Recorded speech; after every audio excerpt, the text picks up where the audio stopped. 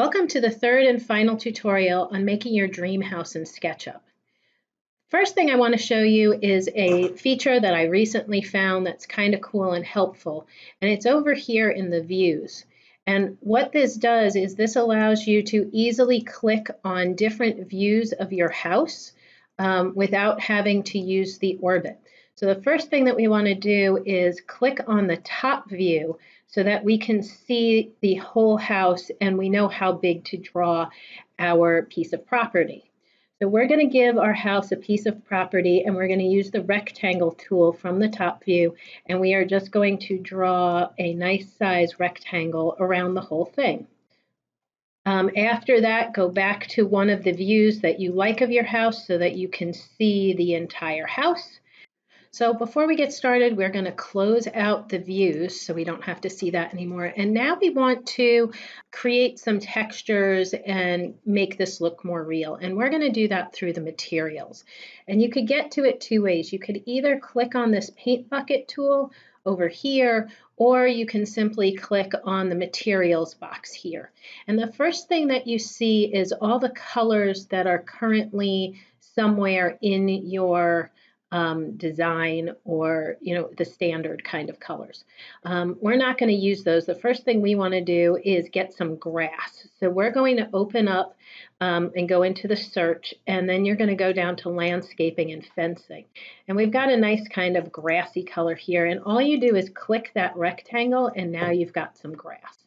The other thing that we could add is we can add another rectangle. So if you start somewhere on your edge, zooming into the edge, start somewhere on your lower edge and drag out a rectangle to the opposite edge of your property.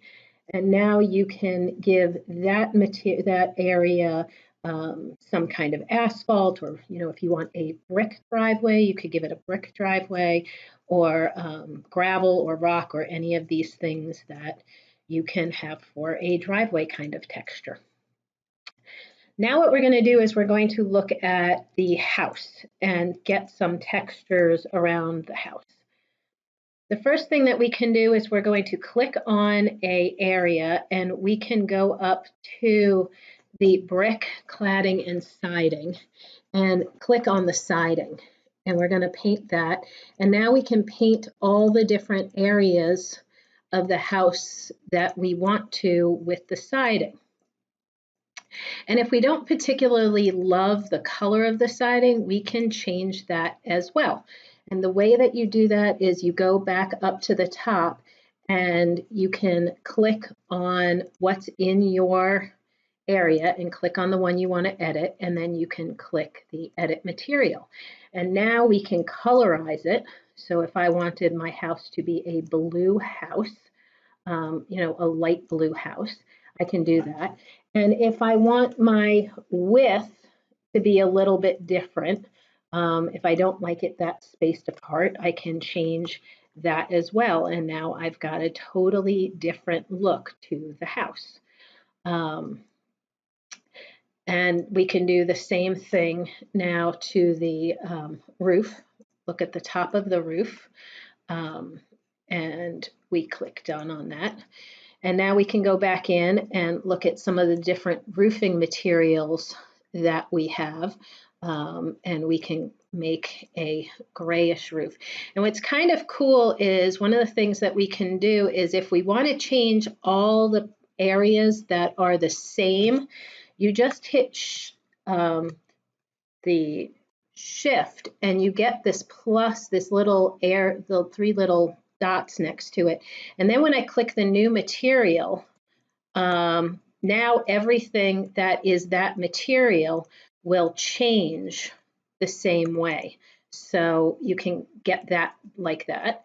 And then you can go in, and if I don't want this all to be white, I could just go into some colors and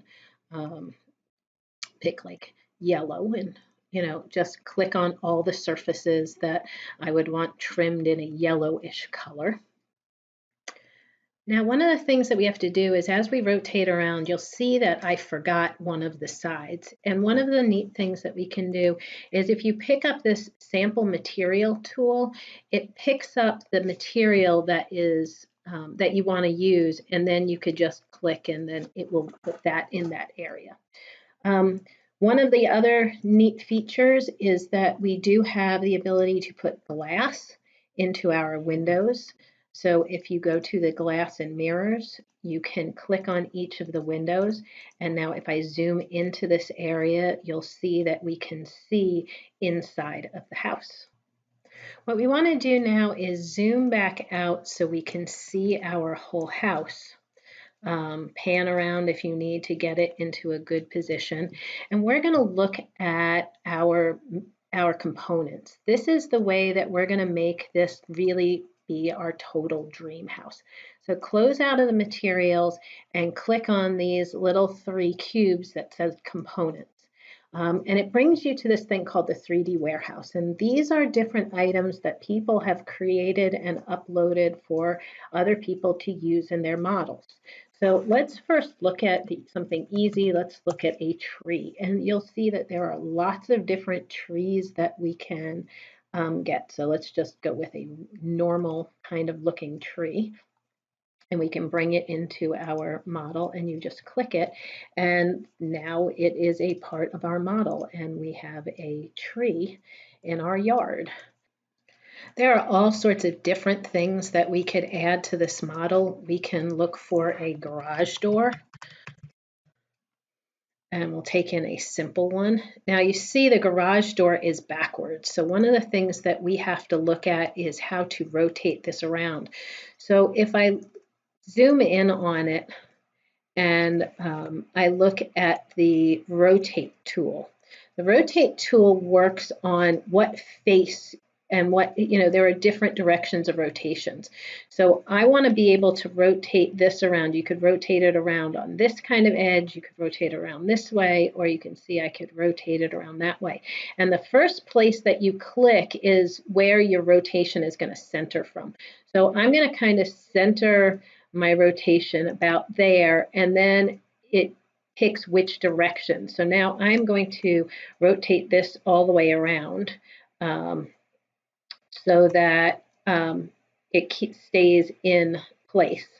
So if you hold the control key down, it will lock in which way you're doing this. And because I had tapped the shift key, it ended up making a duplicate of it. Oh, no, it didn't. It only made one. So now I'm going to kind of push this back here and put it on my model as close as I can get it. And then I'm going to have to use the resize, which is the scale. And I can scale it down so that it would fit on my house. And move it back in a little bit. It's going to look a little funky because of the edge, but you get the idea that I've now got a garage door kind of look to the garage side. If I go into what I would call the backyard, you can put all sorts of different things on. You could put other doors in. One of the things that I want to add is I want to add a dog house. And there are lots of different dog houses that you can put in here. Here's a good one. And you just insert it into the model. And now I have a cute little dog house and I can go get a dog to go with it. Here's an adorable little dog. And now I have a dog in a dog house. The one thing that you do want to be careful about with some of the components, like the dog, is that some people put flat components into it. So the dog, if you were to look kind of above him, if you look kind of above the dog, he's actually flat. So it's, so as you turn, the dog kind of turns with you. That's about it. Enjoy making your house your own. I can't wait to see what you come up with. Make sure you share your SketchUp file so that I can see it, and I'll try and turn these into a community that we can eventually walk through.